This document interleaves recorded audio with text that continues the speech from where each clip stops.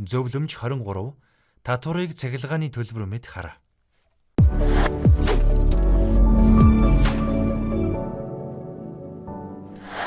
2021 оны 1-р сарын 1-ээс хэрэгжиж эхэлсэн татварын хуулиар татвар төлөлтийн хувь буурч аж ахуйн нэгж байгууллагуудад татварын дарамт багасхаар болсон.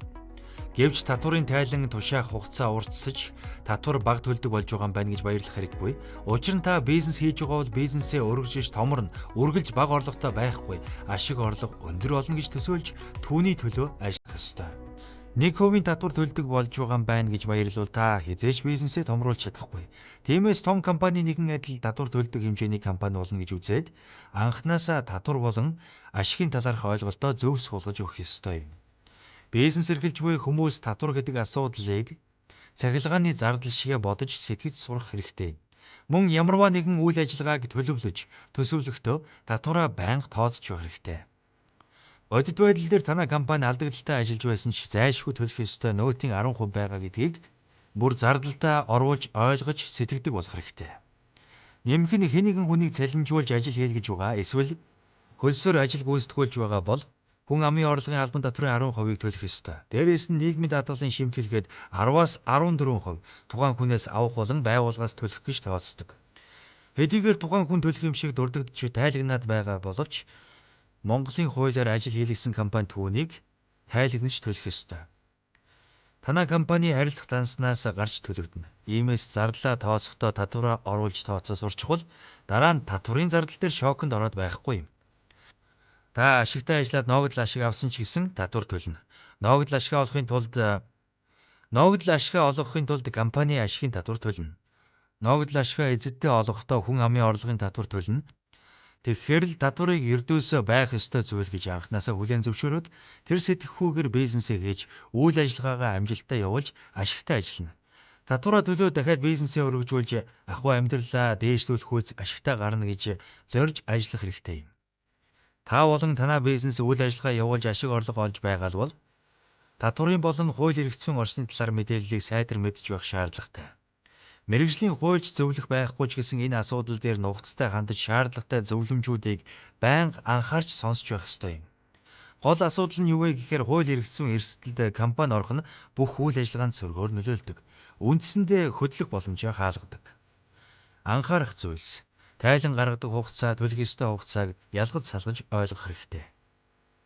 Жишээ нь татварын тухай хуулиар ажилтнуудынхаа хүн амын орлогын татварыг тайлагнаж мэдээлэх хугацаа нь улирлаар байна. Гэтэл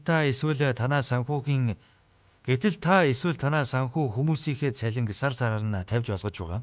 Сараар нь цалин тавьж олгохдоо нийгмийн даатгалын шимтгэлийг нь төлөхөөр тооцно. Шимтгэл хассан дүнгээс нь хүн амын орлогын татварыг хасаж тооцно. Ингээд цалинг нь олгоно. Гэхдээ та тухайн сард нь тайлагнасан татварыг тухайн сард нь төлөх ёстой юм. Яагаад гэвэл тухайн хүний олсон орлого тухайн сардаа тайлагнадаж татвар нь төлөгдөж байгаа. Гэтэл үүний компанийн хувьд тайлан гаргах ёстой улирлаар нь хараад улирлын тайлангаа гаргаад төлнө гэж бодож байх тал бий.